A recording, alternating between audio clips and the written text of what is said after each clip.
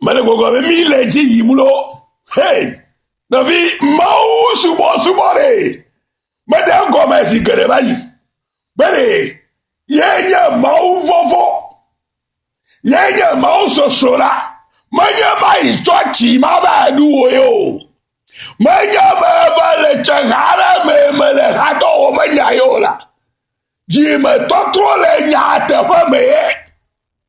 Elle a troisi ame jojoe. Le Christo me. Elle avait Christo yenye mi apa jojo yenye la. Si kala naba de onye klione. Mi anyi do ya me. Kenye Abraham fe do me yinusia. To Christo Yesu me. Alebe to khoseme la. Mi a kho gbogbo la fe ngbedodo. Alebe to khoseme la no vinye. Na kho nuka. Hey. Na kho gbogbo la fe ngbedodo. Na regale tia to fa gbale. Eta wait, eta me to kukuwe ni ala kponyama. Amen. No vinye. Elle agbenya sema. Ale nyanye sema. Ngongolonye sike. Fe gome de le kokon. Abale ke tutu e maudi be. Amesia me na toma se gome. Ne wa tro jime. Ne wa tro zieto. Ye mye kata ni atro zi duko de kane maula. Me dibe na se esia gome le kia. Elle abena. Le Christo Yesu me la. Mi kata mi enye mauve viwo. To lukamo. To khoseme. Elle abena le Christo Yesu me la. Mi kata mi enye mauve viwo. To khoseme lo. No vie. Manye to agbagba jejere kebo. Kebo to khoseme. Mi kata mi to zi mauve viwo le. Galate to va gba le kere nyama gbona mi le galate to va gba tame to. Pukui blavovo galate to va gba pukui eto pukui blavo ade le nyama gbona mi. Amen. Eyata nemi enye Kristo to la. Seigneur. Nemi enye Kristo to la. Hey, hallelujah. No vinye. Mebe enye Kristo to, hallelujah. Enye Kristo to, hey, no vi. Ne enye Kristo to la. Tena yabe ye vovo. Tena yabe elujivo. Tena yabe ye kwa bevo. Tena yabe ye tozi ya famevo. Tena yabe ye tozi juru la kanevo. Tena yabe nare. Oh, Yesu Christo a fait comme là. Oh, et nous saluons. Amen. Nemiye Christo tola. Et que ma, miye Abraham, pe jiji me vio, ple domeni la le, dodo la nou. Oh, le Bible, ma ouwe nya fe gome seba lo vinye. E nyanyol gbogbo na mi vede do vinye. Ne enye klio. E la bebi la gbogbo le Kristo Yesu me la. Mi kata mi enye ma ouve vi oto khoseme. E ye ne mi enye Kristo to la. E kema. Mi enye Abraham fe jiji me vi o ple. E domeni la o. Le ngbododo la nou pe. Amen. E semen. Eyata, yo, ple nyanya nanas nye siao le bo vam gapopo yame. Eyata, yo, ple nyanya nanas nye siao na sumia miadomotol a mesi a lebenale. Miatemu abobo miadokiode maumu sekatatola te. Bene wadina mi le efe unti kokwefe ke sinonu gbogbo ome. Eye wana muse tohe mi to efe gbogbo laji le ememe la gome. Efe gbela. E denye gbela. No vinye o hashtag bagbade. nano wonto fe gbe adom kato elabe ya mauto denu na nye kpio ye na di gome sese tso ye me menye kede de wulo le ngonglo nu le amegbeto fe nunya nu ngonglo nu o kento mauto de ovu me jojo me ye ya me hey que le Christo me beda na tense egbeke domele egbeke maudo to demia ma ba mia degbene ne na tense gome ne na tense mau pe gome na tense mau gome no bi yere sema hallelujah ele vivire ne nyaklu yo siamele ono pe nyanya nyi nyi siauna mi adomotore siale beri bele mi atenu abobo mi adokio de maum se katato la fe va lo se la te amen il est dit mais Christo to que ye domani la o le ngbedodo la nula yo avana obedi no bien yo vana obedi pe nyanya na nyu sia bedi mia to amesiamri alléluia natem bobo elokui de maum se katato la fe alors c'est la terre bene wa dinami le fe nti kokoe fe ke sino nu gbogbo awo me ay ale gome sema ke sino nu gbogbo le mau sinami no bien na bobo do kole mau te kore na polke mau la wo jesio le mu kana nyira mau la wo nu kunu pe jesio la gboza me ela be gbo be nu kunu pe jesio la je fe dolo yo me le o fa gbenke ke o kata me hey no bi elegbe asema mau fa gbe le gbogbo koko fa wu sema la oh si kabori mama shekere matokea hey gbogbo koko fa wu sele dowom le gafufu ya me no bi ele sema ele vive be nye kromia senu gom le fia benari wa dinami le fe nti kokoe fe kesino nu gbogbo awo me eye nu ka le miawo eye wana o no bi wana un se tohemi to epe gbogbo laji le gome intérieurement yeme vivre gbagbe agba ne me dogba goko a dolo gota piam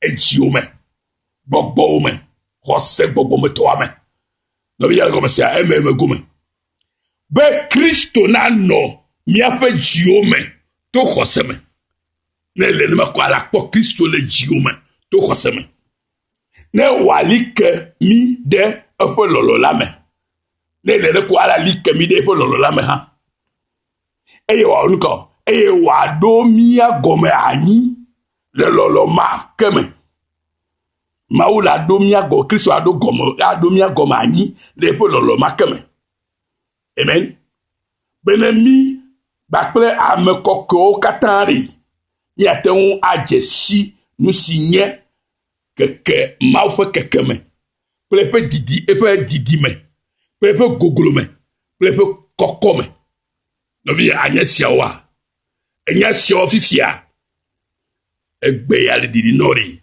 edibe na to nu melekeri de na nya mo fe kamo mo fe na jesi mau fe koko nyenye kata vakpe alebe na tema jesi fe keke me prefe didi me prefe gogolo me prefe koko me hallelujah amen novinye benari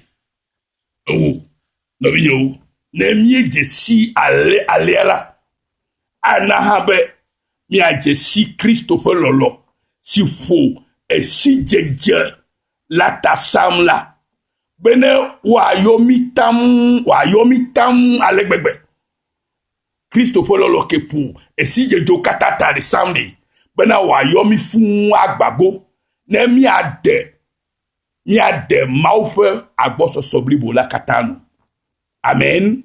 Nemia de maufe nukao. Agboso sobli bola katanulo. Novinye ou. Mido la se gome mau yenye mau le edokwi si. Le efe nye nu. Si nye nguse katato. Ya mesi dia ete ya tengu wa nu gede ou nu sio kata mie biana alo susuna le efe nguse sile do won le mia mela nu ile koma no bi yo ejebe mi asenu si ogome maulo nye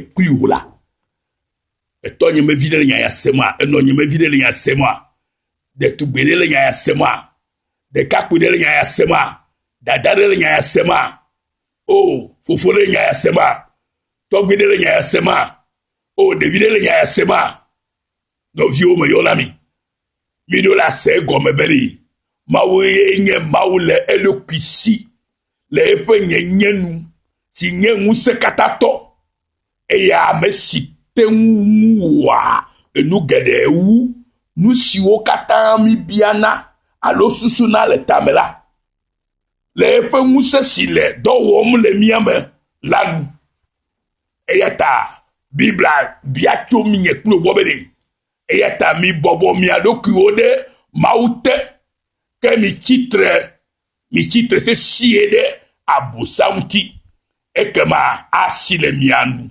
oh le Yesu Kristo fue kwaji abosang la sile nu e sina le mianu e la sile miagbo e yata e hiana obeli novi na bobo doki ode maufa lo sese la te e shei menya wewo neka mawe wo nu o katade nye kple onula ka bia bobo nyenye cho nye kple boko ne na hoye penya shikanye ya te feji se kore ko na vole doki ome alebelele na tema bobo de maufa lo sese ya te ke nu shike be na wole siame ko nyebe na ke na chitre se sie de abusa hodribala unti e kama asile egbo ajo le bo asile bo eye gbogbo re kama achaka opo gbere o ne de be achaka ko be para tera le boye